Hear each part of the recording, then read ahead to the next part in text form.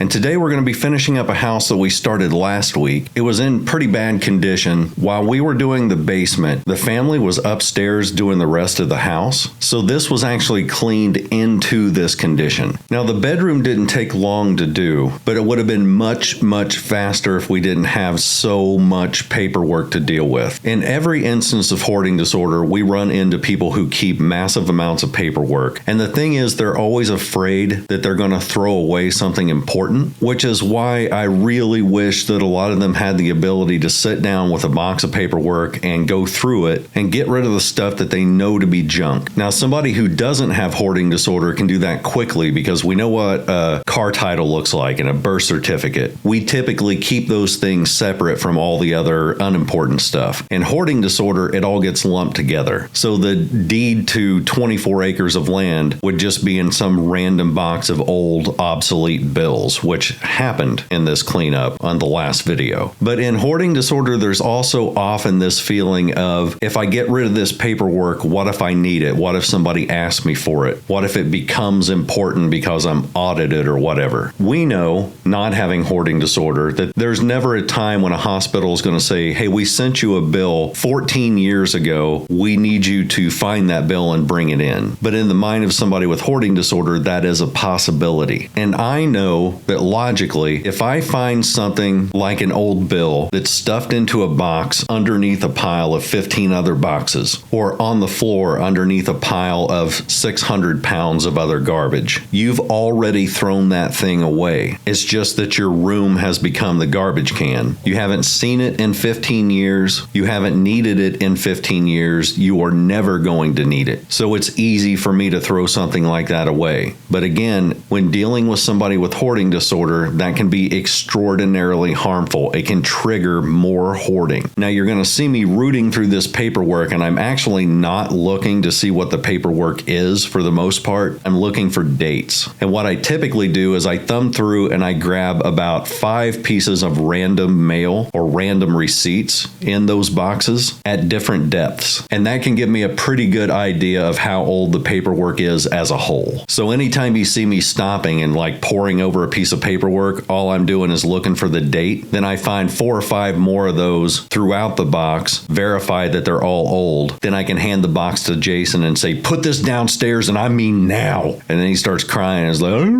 I just don't cry. Just put it downstairs. God, I'm sick of his crap.